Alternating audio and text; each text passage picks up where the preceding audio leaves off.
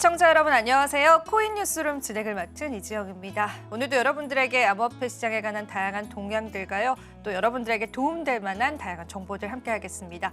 오늘은 박종원 작가님 오셨습니다. 작가님 안녕하세요. 네, 안녕하세요. 네, 작가님 저희가 또 한동안 조정 국면에서 조정세를 맞이했었습니다. 하지만 그래도 비트코인을 필두로 많은 자산들이 지지를 잘 해주고 있는 느낌은 듭니다. 그래서 오늘도 다양한 이야기 나눠볼 텐데요. 우선은 지금 현재 시장의 흐름들 한번 짚어주실 수 있을까요? 네, 우선 지금 시장의 상황을 딱 한 글자로 요약을 하면은 저는 응축이라고 생각을 합니다.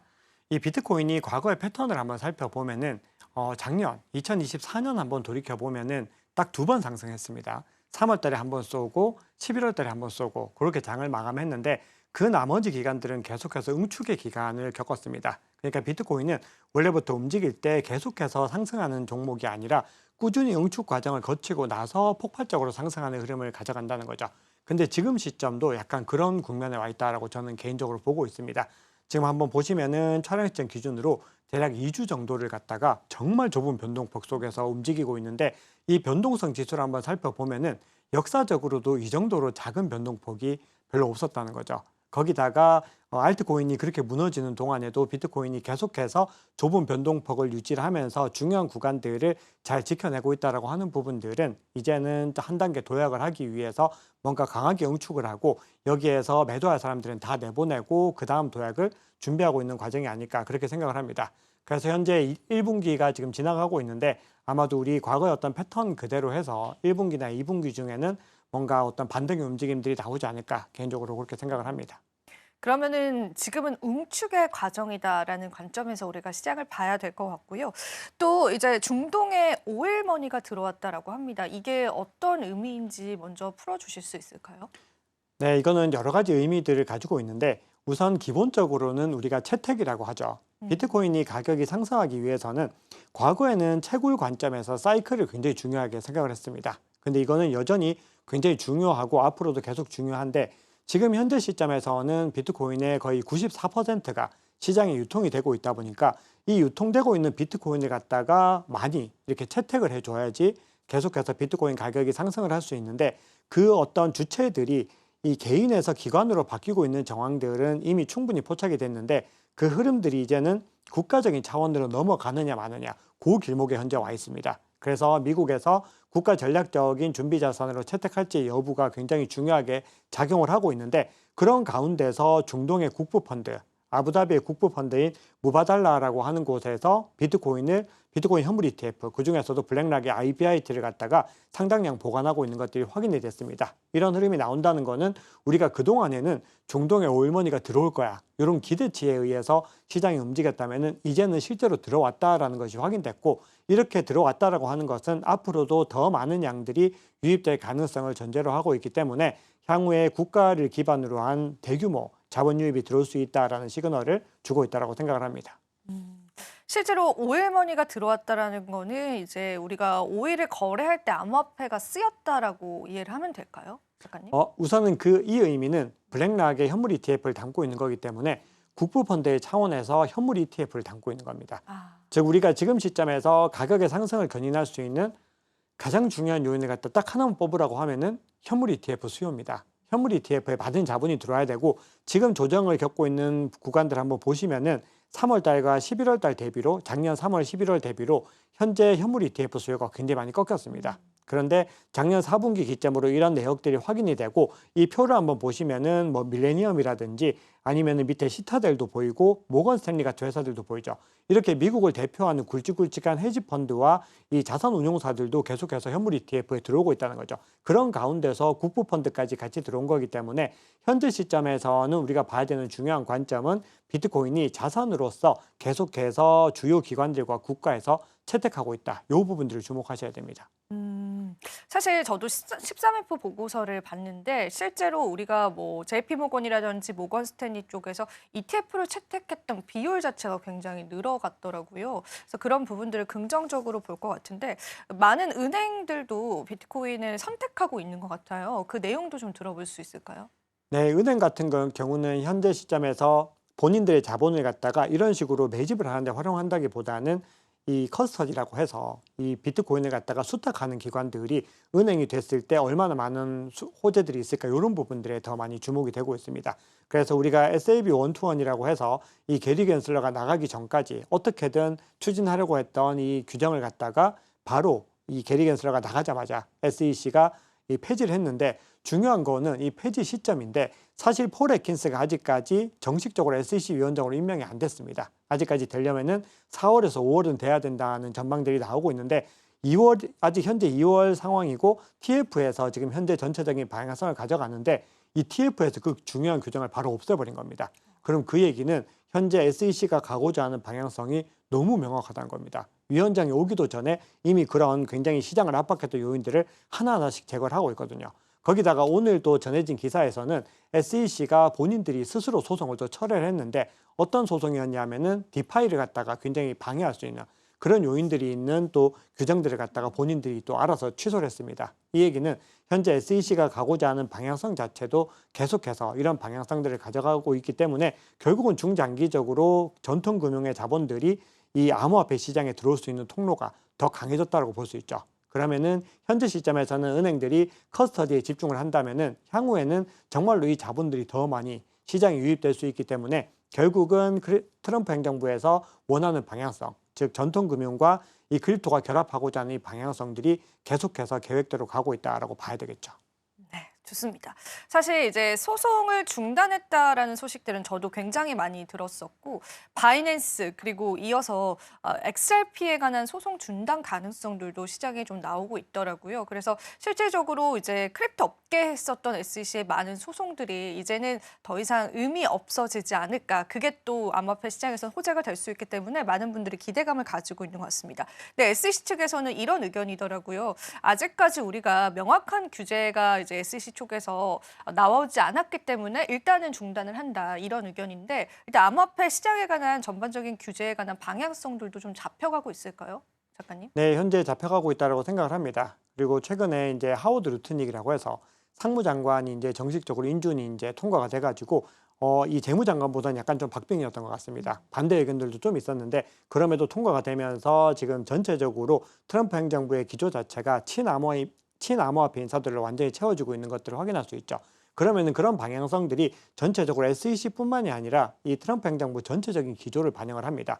우리가 이 지난 바이든 행정부 때 SEC의 행보를 보면은 사실은 게리 겐슬러가 그렇게 굉장히 집행 위주의 어떤 칼질을 했지만 실제로 그 배후에는 민주당의 핵심적인 세력들이었습니다. 특히나 엘리자베스 워런 같은 그런 이 암호화폐에 대해서 극도로 이 혐오하는 감정을 가지고 있는 이 의원들이 게리 겐슬러의 배후에서 굉장히 많이 마쿠 조정을 했었다라는 의견들이 많이 있고, 실제로 그거는 뭐 타당한 의견이라고 볼 수가 있는데 지금 현재 전체적인 트럼프 행정부의 기조 자체가 완전히 바뀌고 있기 때문에 SEC는 거기에 맞춰서 자연스럽게 더 기조가 가져갈 것이다라고 생각을 하고 있고요. 거기다가 또 중요한 거는 이번에 트럼프 대통령이 행정명령 서명한 것 중에는 이 이제 SEC가 함부로 집행 위주의 규제 정책을 못하도록 하는 규정도 마련이 됐습니다. 즉 SEC가 본인들의 권한을 넘는 것들에 대해서 마음대로 할 수 없도록 백악관에 자문을 구하고 그런 절차들을 만들도록 한 거죠. 그럼 그 얘기는 SEC가 이미 전체적으로 구성원들의 어떤 흐름들이 친암호화폐적으로 가고 있지만 만약에 그렇지 않더라도 전체적인 행정부 기조가 계속해서 친암호화폐적으로 유지가 된다고 했을 때는 SEC가 과거 게리 겐슬러 시절처럼 그렇게 행보를 가져가지 못한다는 거죠. 그럼 그 얘기는 시간이 지날수록 이 암호화폐 친화적인 어떤 규제 정책들 방향성들이 나올 수 있다라고 봐야 될 것 같습니다. 사실 우리가 그 속도 면에서는 좀 지지부진하다고 느낄 수 있지만 전반적으로 우리가 상황들을 살펴보다 보면은 굉장히 암호화폐 친화적인 그런 방향성들은 이미 잡히고 있다라고 봐도 좋을 것 같습니다. 네, 맞습니다. 지금 명확한 방향성이 그렇게 나오고 있는 것 같습니다. 네, 그래서 또 시장에 관한 기대감들도 함께 있는 것 같은데요. 마크로 스트래티지 이야기도 해봐야겠죠. 이제 스트래티지로 이제 사명이 변경이 됐는데 마이크로 스트래티지도 계속해서 비트코인을 사 모으고 있다라는 소식들이 좀 전해졌습니다. 어떤 이야기인지 한번 이야기 들어볼까요? 네, 우선은 제가 준비된 얘기가 조금 네, 있어가지고 그걸 말씀해 조금 더 주세요. 드리고 네. 이제 마이크로 스트레티지 연결을 한번 해보려고 합니다. 사실 우리 또 시청자분들께 전해드릴 얘기가 좀 많아가지고 전체적으로 시장이 좀 침체되다 보니까 우리가 좀 방향성을 약간은 긍정적인 방향성으로 좀 가져가야 되는데 그게 왜 그러냐 하면은 앞서 말씀드렸듯이 채택에 대한 흐름들, 지금 이미 중동의 국부 펀드를 비롯해서 미국의 메이저 기관들이 많이 유입이 된 것들을 확인을 하고 있습니다. 그 얘기는 비트코인에 대한 채택들이 굉장히 가팔라지고 있다는 의미인 거죠. 그래서 한번 스탠다드 차트 전망 보시면은 현재 이런 흐름들이 가속화되면서 꾸준히 국부 펀드들이 유입이 됐을 때 2028년도까지 비트코인 가격이 50만 달러까지 충분히 가능하다라는 전망을 내고 있습니다. 그만큼 현재 시점에서는 채택에 대한 부분들이 중요하고요. 이런 과정에서 우리 앵커님 질문 주셨던 마이크로 스트래티지도 정말 중요한 작용들을 하고 있습니다. 굉장히 공격적으로 비트코인을 모으고 있죠. 거기다가 국가적인 차원에서 채택을 제가 말씀을 드렸는데 지금 미국의 기조 자체는 금에 대해서는 우호적이지는 않습니다. 지금 금 가격이 올라가고 있고 중국과 인도 같은 국가에서 금을 굉장히 많이 사고 있지만 전체적으로 미국 행정부의 스탠스 자체가 비트코인에 힘을 실어주려고 하는 것들이고 이렇게 비트코인에 힘을 실어준다라고 하는 거는 결국은 달러 패권을 지키는데 금이나 다른 자산보다 비트코인이 월등하게 좋다라는 결론을 내린 거죠. 그래서 지금 시장에서는 채권을 추가적으로 발행을 하거나 아니면 금을 매도해가지고 비트코인을 더 살 수도 있다. 이런 전망들도 나오고 있습니다. 그만큼 시장에 어떤 채택의 상황들이 가팔라지고 있는 거죠. 자, 그런 가운데서 지금 이 블랙락의 IBIT가 500억 달러 이상의 지금 AUM, 자산 운용 규모를 달성을 했는데 이 규모는요, 현재 모든 ETF 중에서 1위인 VO와 대비했을 때도 월등하게 빠른 결과입니다. 이 VO라고 하는 S&P를 추종하는 이 ETF가 6년 동안 달성한 거를 IBIT가 단 1년 만에 달성을 한 거죠. 이런 흐름이 나온다는 것은 결국은 지금 현재 시점에서 미국이 가고자 하는 방향성들을 또 한 번 명확하게 확인을 할 수가 있는 겁니다.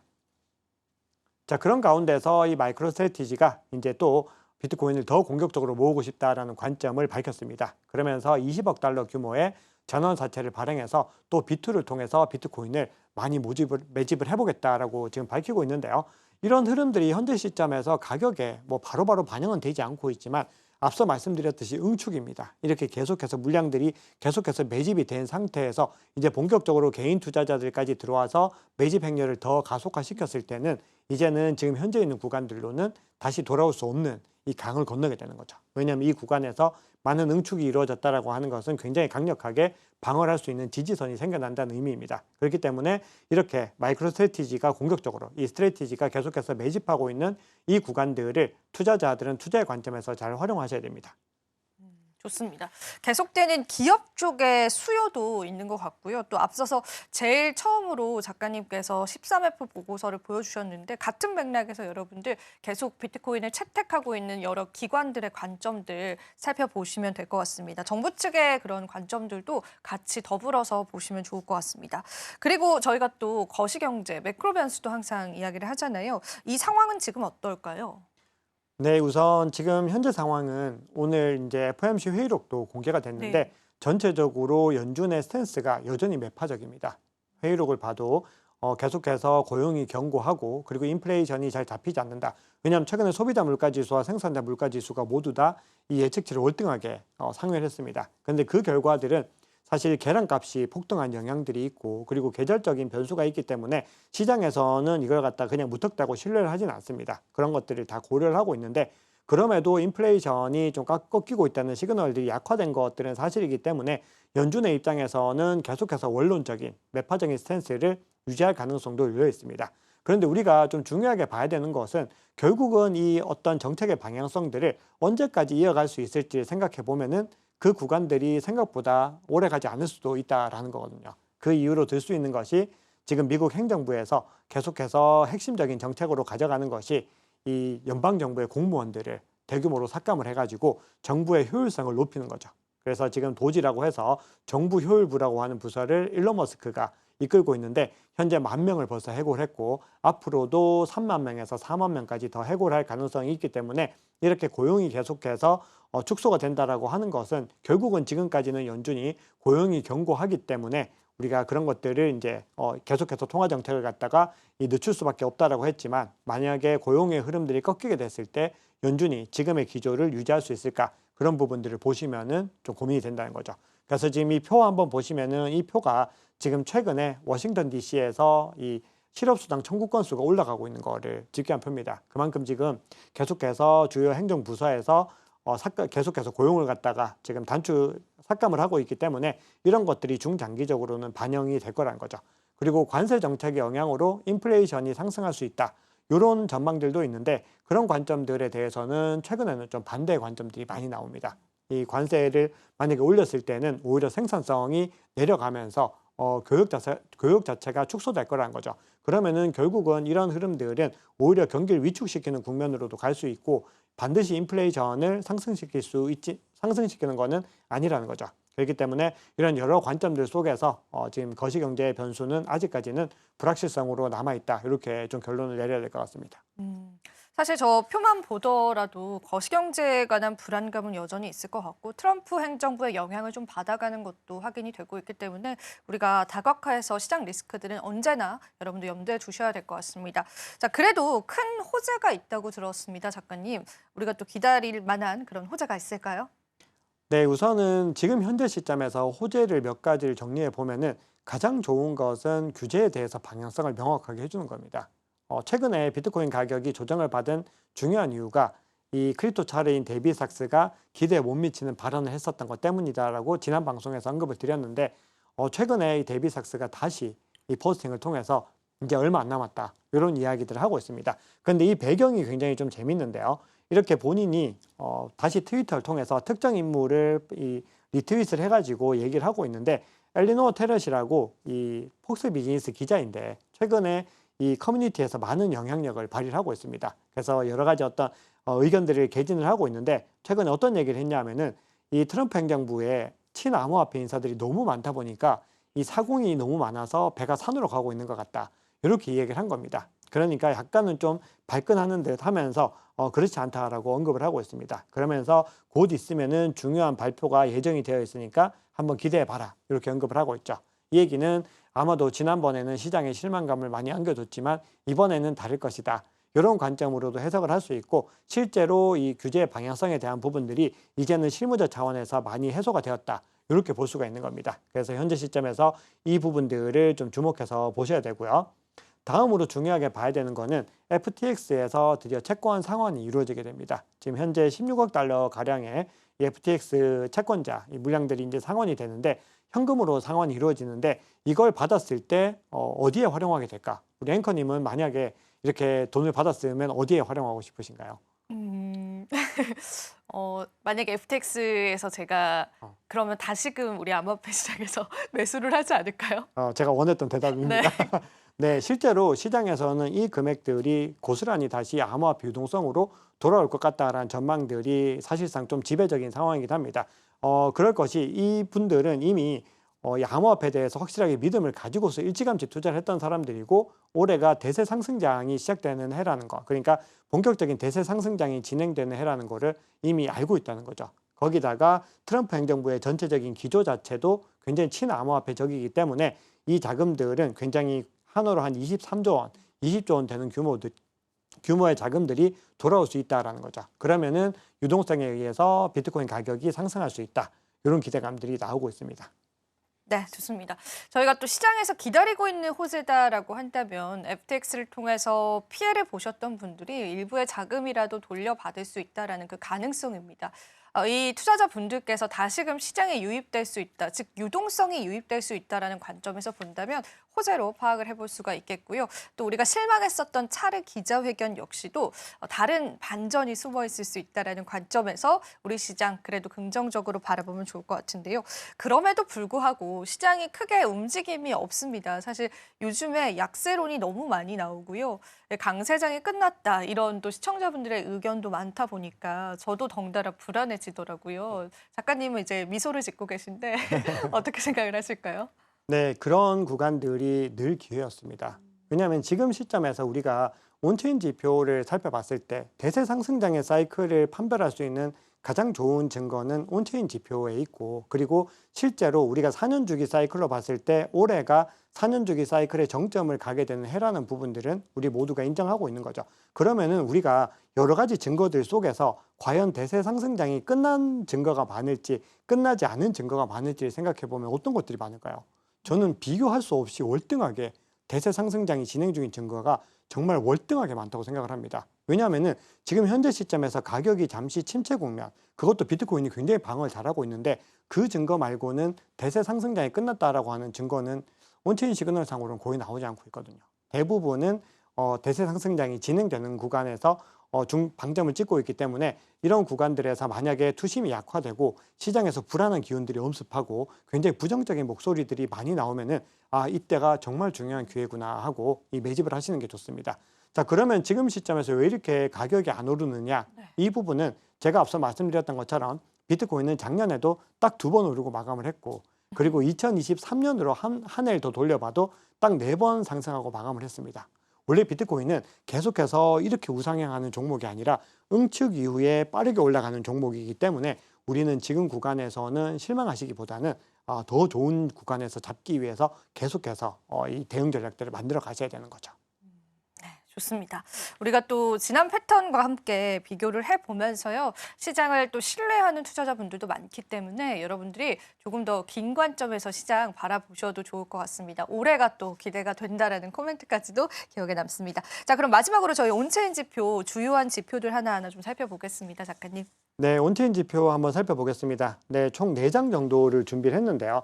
자, 우선은 우리가 온체인 지표를 볼 때 뭔가 좀 중요하게 좀 봐야 되는 부분들은 단기적인 시그널과 장기적인 시그널을 좀 구분해서 가야 됩니다. 즉, 장기적인 시그널은 장기 보유자들이 어떻게 움직이는지 아니면 큰 고래들이 어떻게 움직이는지를 보면 조금 더 명확하게 알 수 있습니다. 큰 규모의 주체들은 언제나 시장을 갖다가 좀 장기적으로 바라봅니다.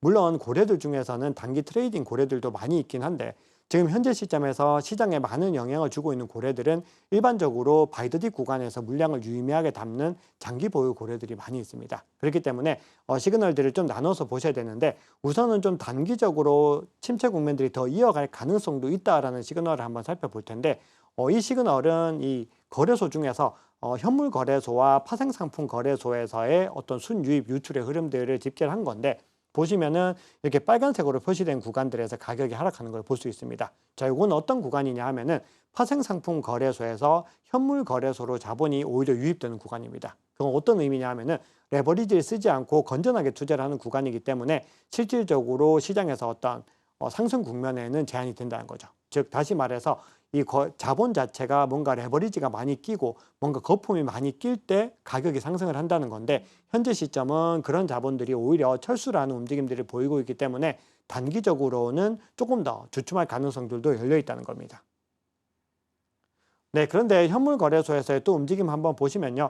단기 보유자들이 그동안에 계속해서 매도의 움직임을 이어갔었는데 이 매도 움직임들이 계속해서 줄어들고 있는 걸 볼 수 있습니다. 자, 이 얘기는 어떤 의미냐 하면은 단기 보유자들은 이 시장에 대한 신뢰가 부족하기 때문에 만약에 시장의 어떤 움직임들이 기대에 못 미친다라고 했을 때는 바로바로 물량을 매도하는 경우가 많습니다. 그래서 단기 보유자들의 평균 비용, 즉 평균 단가를 갖다가 이 중요한 지지 구간으로 보통 활용을 하는데 지금 보시면은 최근에 물량을 많이 던진 움직임들 2월달 들어서 보였는데 이게 축소가 되고 있기 때문에 이미 던지고 나갈 만한 사람들은 많이 던지고 나갔다는 겁니다. 그렇기 때문에 변동성이 좁은 폭에서 계속해서 움직이고 있다라는 거죠. 네, 그러면 조금 더 중기적으로 볼 수 있는 지표도 한번 살펴볼 텐데요. 지금 현재 비트코인과 알트코인의 상관 계수를 한번 살펴보면은 굉장히 밀접하게 움직이고 있습니다. 비트코인과 알트코인이 비슷한 움직임들을 같이 가져갈 때 일반적으로 상승 저항의 관점이 유지가 되는데 지금 보시면은 0.5에서 왔다 갔다 하는 수준을 가져가고 있기 때문에 현재 비트코인과 알트코인이 함께 움직이고 있고 이 얘기는 상승 국면을 가져가고 있다는 겁니다. 그리고 과거 어떠한 패턴을 봤을 때 이렇게 낮아졌던 구간에서 다시 반등하면서 또 가격이 크게 급등을 하게 되는데 여기서 추가적으로 더 무너질지 여부들을 한번 살펴보셔야 되지만 전체적으로 추세선 자체가 상방을 향하고 있기 때문에 여기서 만약에 반등으로 말아 올리게 되면은 비트코인과 더불어서 알트코인 가격도 같이 상승할 가능성도 열려 있다라는 부분입니다. 좋습니다. 주요한 온체인 지표상으로 봤었을 때는 이제 장기적인 관점에서는 우리가 여전히 긍정적으로 시장을 바라볼 수 있겠습니다. 여러분들이 하나하나 복귀해 보셔서요. 시장 투자하실 때 참고해 보시면 좋겠습니다. 자, 오늘 또 다양한 좋은 말씀 주신 작가님 도움 말씀 고맙습니다. 네, 감사합니다. 오늘도 여러분들에게 도움되셨을 시간이기를 바랍니다. 저희는 다음 이 시간에요. 더 알찬 정보들로 함께하도록 할게요. 시청해주신 여러분 고맙습니다.